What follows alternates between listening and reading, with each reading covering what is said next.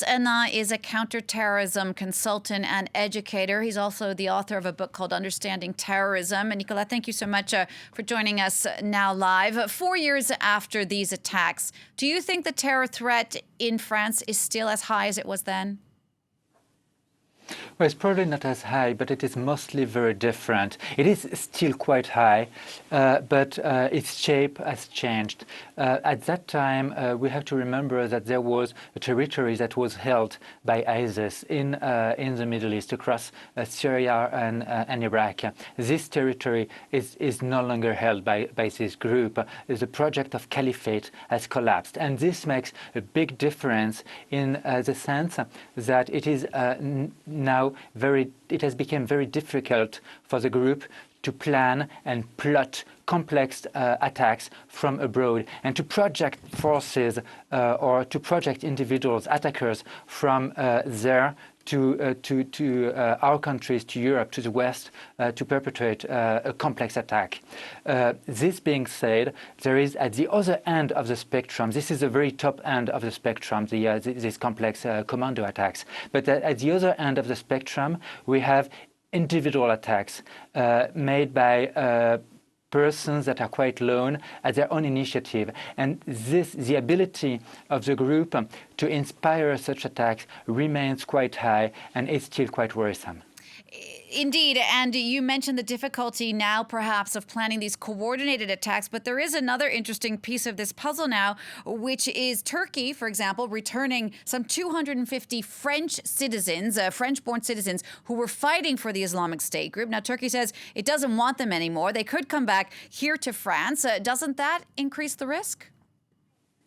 I would like to rephrase a bit what you just said. These 250 French citizens did not all of them fought for the Islamic State. Actually, the majority of them are children and therefore did not fight and will not have to be handled as fighters. But yes, thus, this being said, yes, there will be dozens and probably over 100 of adults, male and female, because the female are not less dangerous than men, who will have to be taken charge of in French jails and who will potentially be brought back to France. And there will be a significant challenge, especially for the penitentiary system. Many new measures have been put into place here in Paris since those attacks of 2015. How would you say things have changed for people in France today in the wake of those terror attacks? Well, researchers identify several phases following an attack. The first phase is definitely shock, trauma, and the inability to express anything. The second phase will be more like solidarity, and that will be the time when everybody will come together and show force. But later stages are much more challenging for societies, because this is when we tend to forget about what kept us united, and this is a time that is very favorable for polarizing speeches, and this is actually what we are witnessing at the moment in France. 4 years after the attacks, we still have to remember what happened and to keep the dignity that we demonstrated in the aftermath of the attack, and to stick to our principles and to our democratic values that make our force, basically.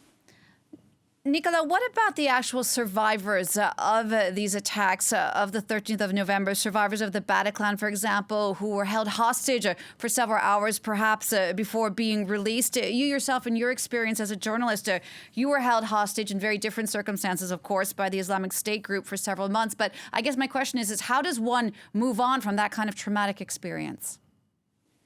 This is very different from one person to another. Some people will people will react very differently. What is sure is that it takes a lot of time to recover from a terrorist attack for a survivor. So, yes, this is this is really a challenging task. And in France, we are lucky because we have an accompanying system for these survivors and victims of terrorism that is probably better than in most of Western countries.